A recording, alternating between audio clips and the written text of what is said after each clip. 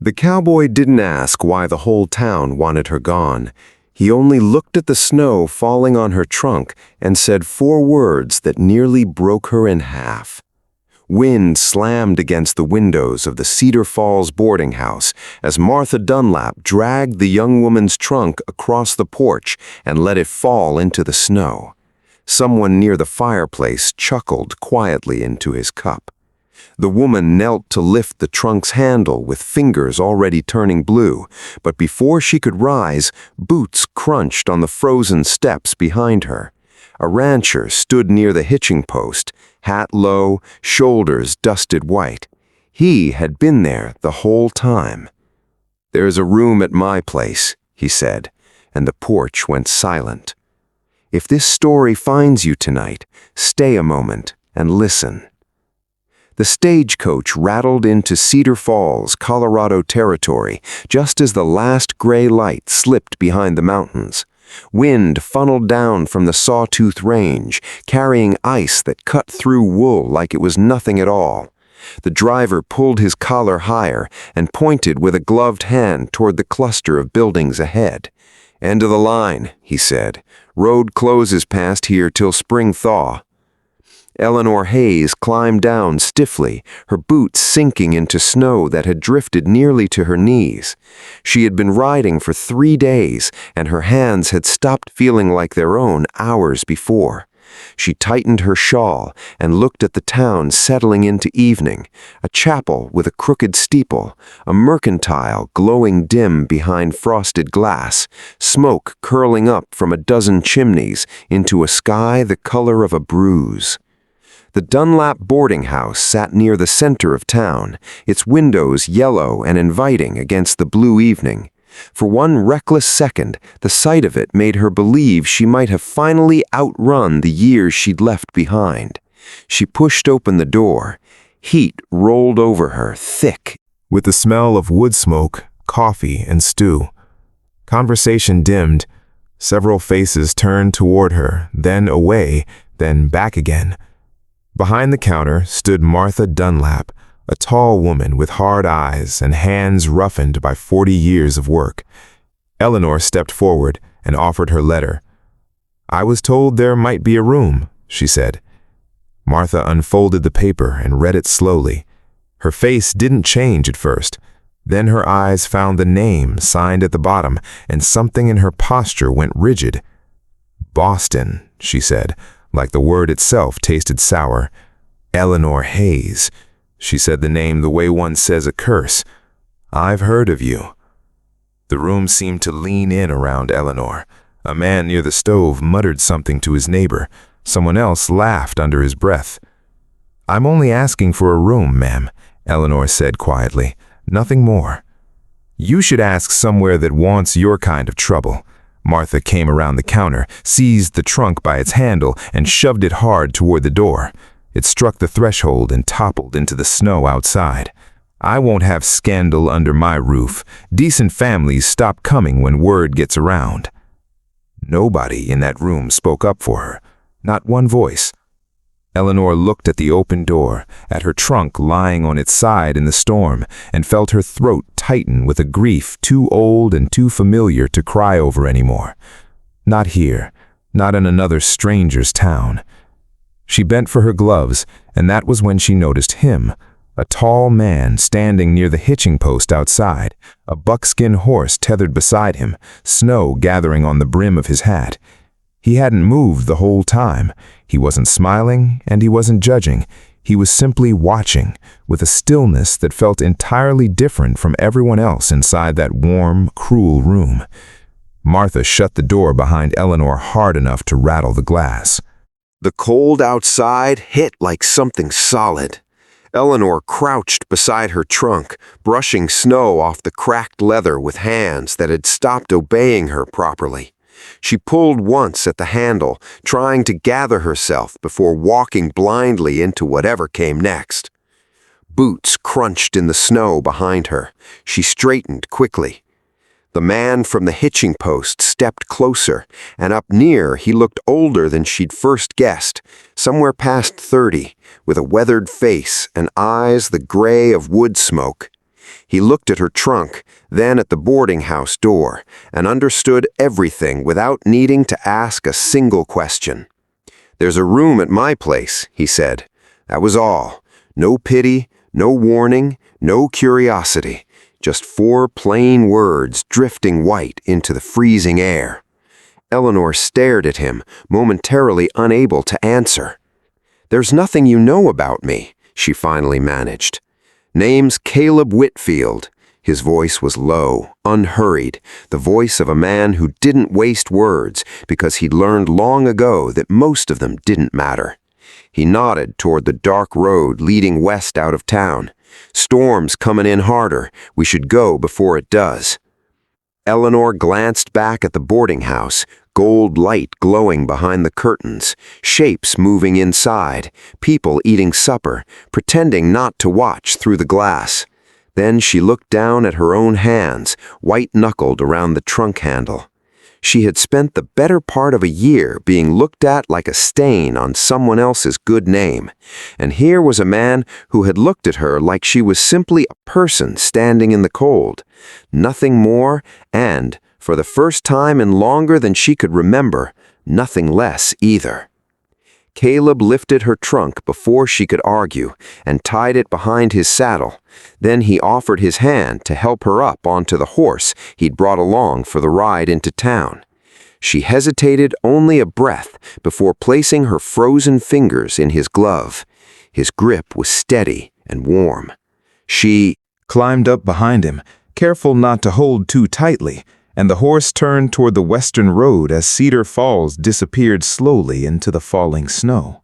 The trail climbed through dark stands of pine and open white pasture where the wind moved low across the ground like something alive. Eleanor sat carefully behind Caleb, one hand braced against the saddle rather than around his waist, the cold deepening with every mile. He rode like a man who knew the trail by feel rather than sight, barely shifting except to pull his collar higher against the wind. After nearly an hour, lights flickered through the trees. Whitfield land sat low against the base of the mountains, a sturdy house with smoke threading from the chimney, a barn leaning slightly against the wind, a corral crusted white with drifted snow. Caleb dismounted first and reached for her trunk before she could climb down herself. "Careful on the steps," he said. "Ice underneath." Inside, the house smelled of pine smoke, coffee, leather, and something faintly sweet. Dried apples, maybe? The warmth nearly ached after so many hours in the cold. A girl sat curled at the end of a long table under a quilt, a book open in front of her, dark hair falling across her face.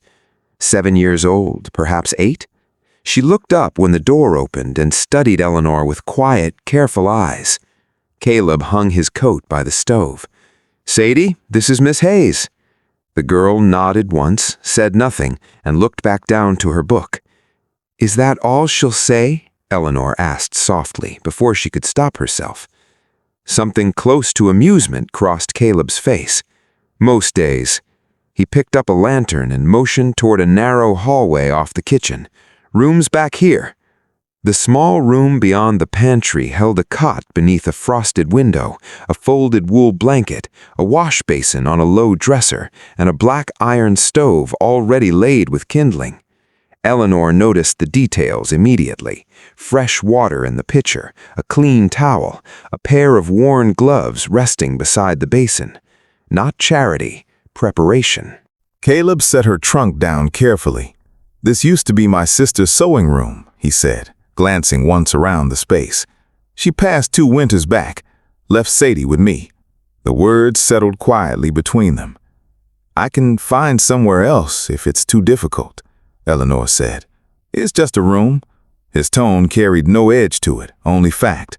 He struck a match against his boot heel and lit the stove, orange light blooming slowly in the iron grate. "You'll be warm enough once that catches." "I'm grateful," she said.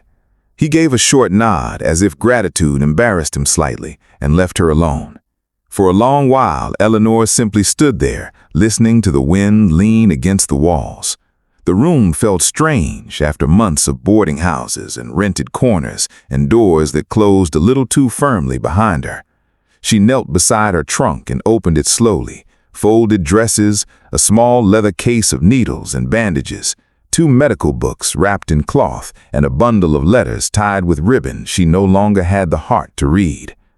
She closed the trunk again before the memory could catch up to her. In the kitchen, she found a bowl of stew waiting near the stove and cornbread wrapped in cloth to keep it warm. Sadie sat at the table, still pretending to read. Eleanor took the chair farthest away so the girl wouldn't feel crowded. After a few quiet minutes, Sadie spoke without looking up. "You from back east?" "Boston," Eleanor said. "My mama was from Ohio." The girl considered something, then returned to her book. Caleb came in a while later with an armload of split wood dusted in snow. He stacked it by the stove and pulled off his gloves. Sadie glanced toward him.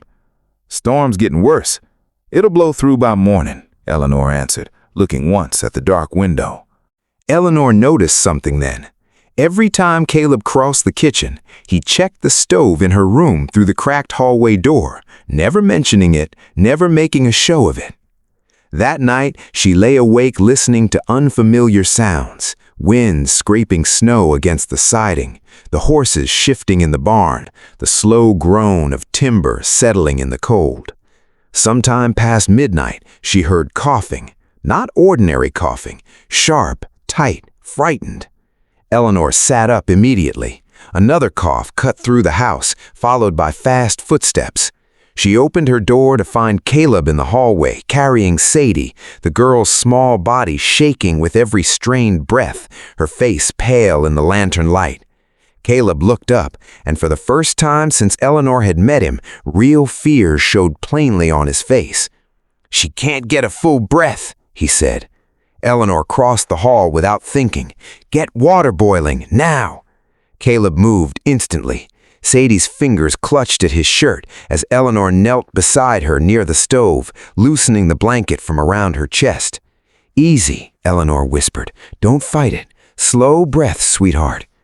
She opened her medicine case and pulled out a small pouch of dried herbs, mint, eucalyptus, a little horehound root.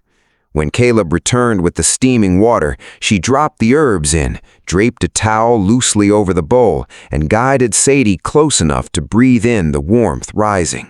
"That's it," she murmured. "Slow now." The girl trembled hard. Caleb crouched beside them, one hand pressed white-knuckled against the table edge. "How long has she had this?" Eleanor asked quietly.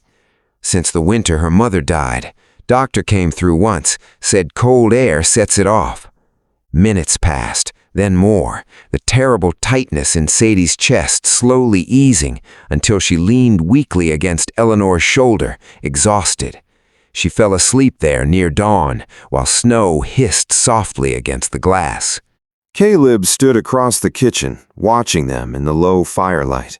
Neither of them spoke.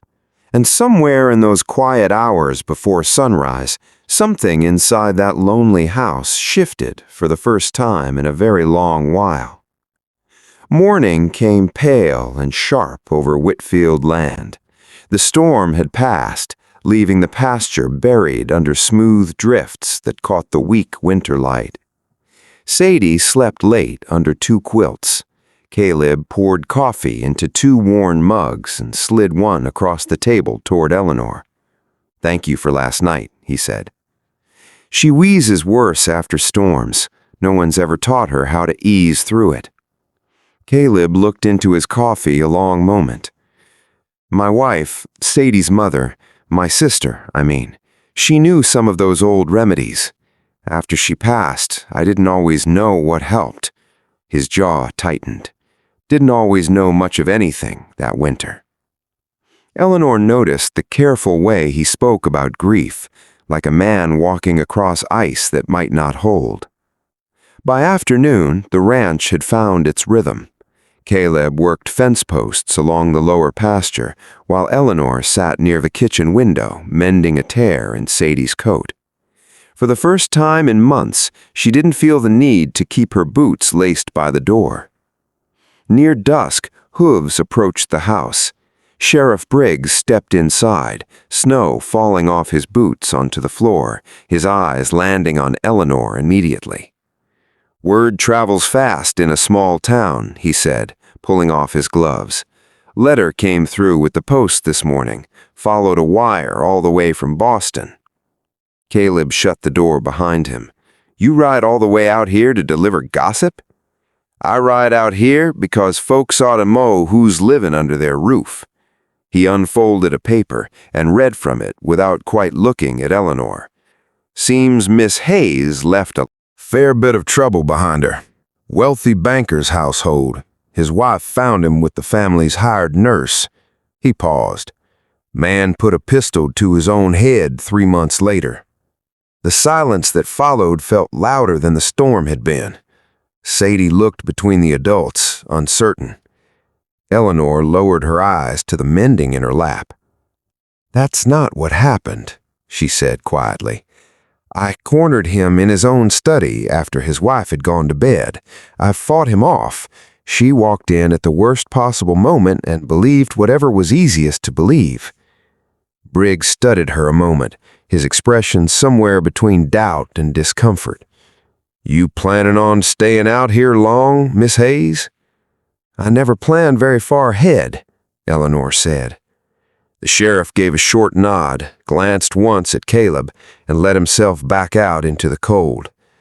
"People are already talking, just so you know what you've taken in." "They usually are," Caleb answered.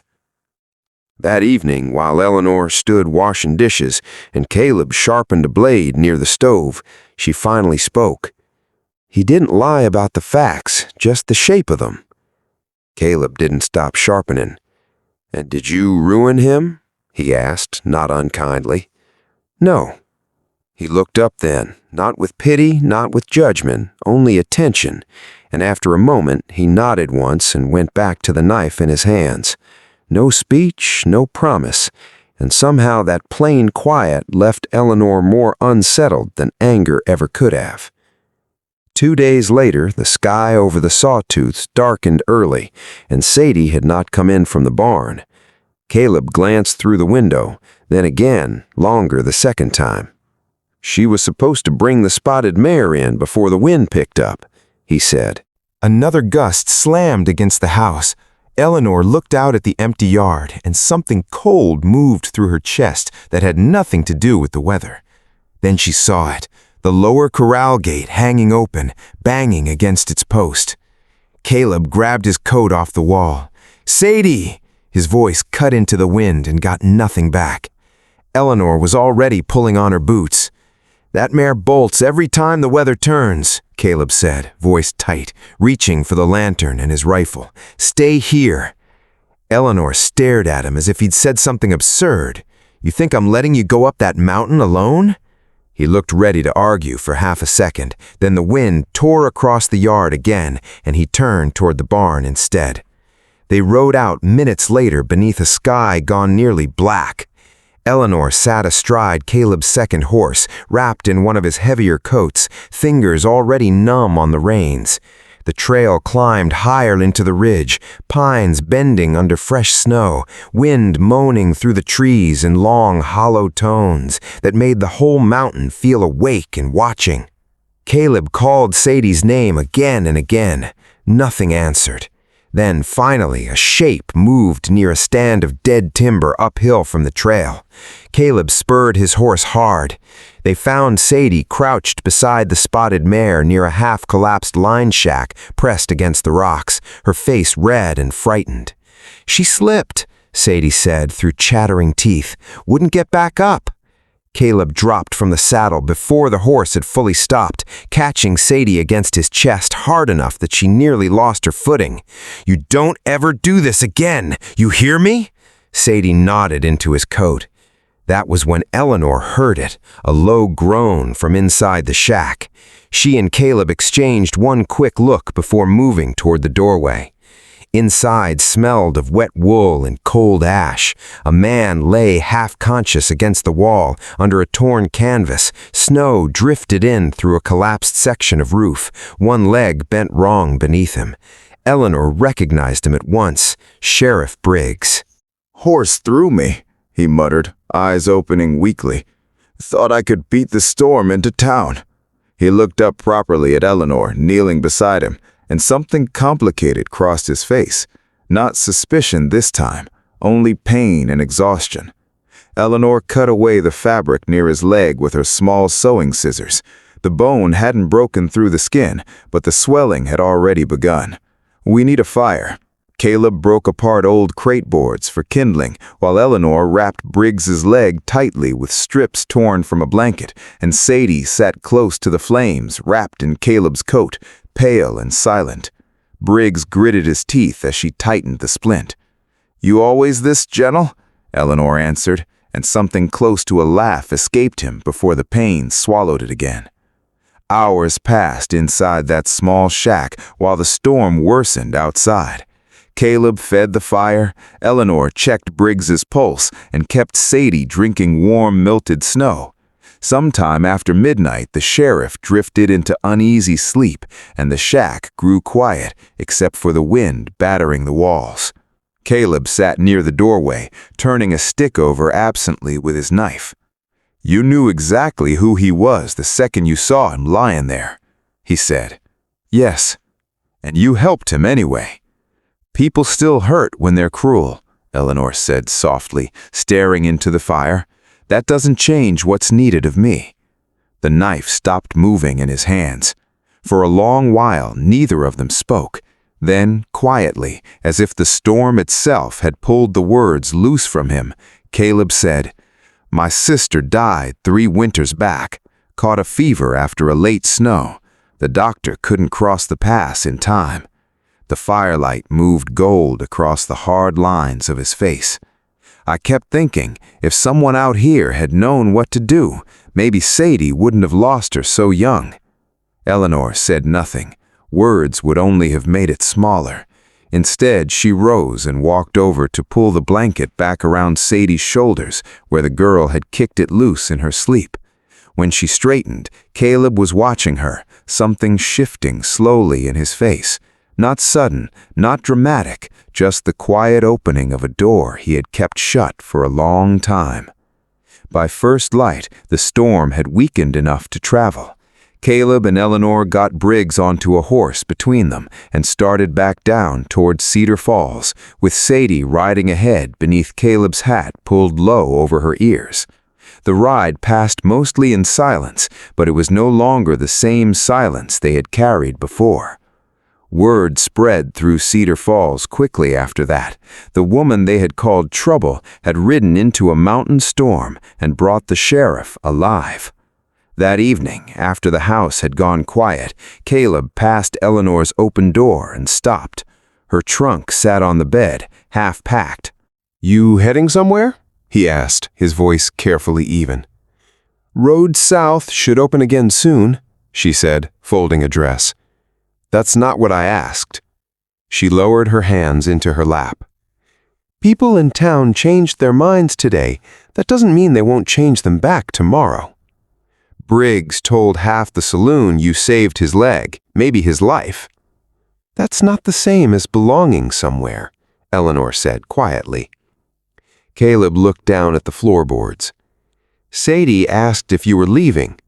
Something tightened across Eleanor's face. "What did you tell her?" "That I didn't know." He stepped back from the doorway before she could answer. "Supper's in 10 minutes, he said, and disappeared down the hall. The next morning, Cedar Falls looked different. An old rancher's wife pressed a basket of eggs into Eleanor's hands outside the mercantile. For the little one, heard she's doing better. Even Martha Dunlap lowered her eyes when Eleanor passed the boarding house porch. No apology came, none was expected. Some towns only know how to be sorry quietly. By evening, lanterns lit the square for the winter social held every year before the hard freeze. Fiddle music drifted warm through the cold air.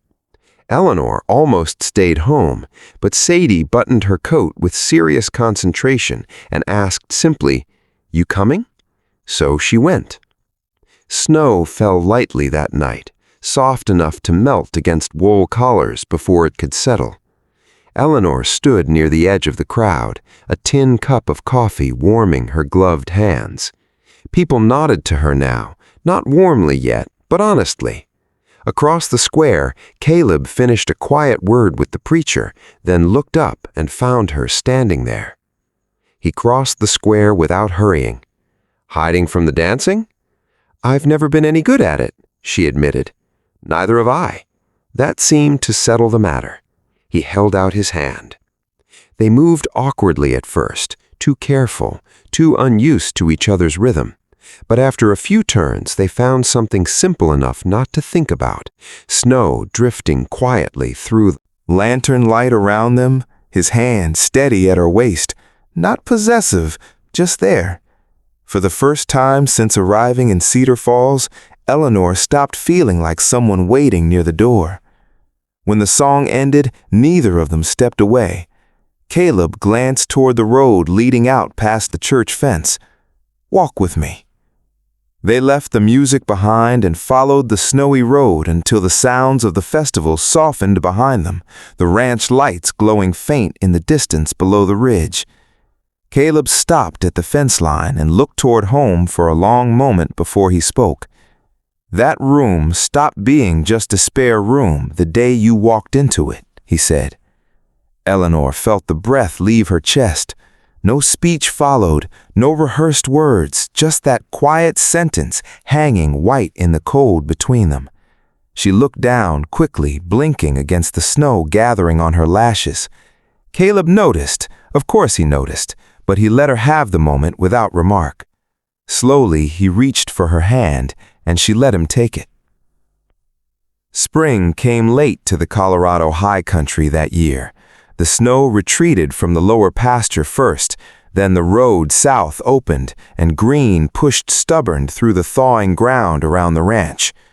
One warm morning, Eleanor stepped onto the porch carrying her old trunk, intending to see about a wagon into town. She stopped. Near the kitchen window, Caleb had built something new during the final weeks of winter. A small room added on to the house, fresh pine boards, 2 wide windows catching the morning light, shelves lined carefully along one wall. A hand-painted sign hung beside the door: Hayes Remedies and Care. Inside sat a sturdy table Caleb had built himself, folded towels, rows of labeled jars, a small stove already warming the room. Out in the yard, Sadie ran laughing after the spotted mare through wet spring grass. Caleb looked up from the fence he was mending, and their eyes met across the pasture. Eleanor glanced down at the trunk still in her hand. Then, quietly, almost without deciding to, she set it down beside the porch wall and left it there. For most people passing through, it would have looked like nothing at all. Just an old trunk resting against a weathered porch in the spring sun. But for Eleanor Hayes, it was the first time in years she had stopped preparing to disappear. Healing doesn't always arrive with grand speeches or dramatic rescues. Sometimes it looks like a stranger refusing to let snow fall on someone else's belongings. Sometimes it sounds like firewood being stacked quietly outside a door before dawn by someone who never once asked for thanks. What this story carries beneath the romance is simple. Judgment travels faster than truth. Kindness rebuilds what gossip tears down. And the people who are hardest to love sometimes need only one person willing to look past the rumor and see them clearly.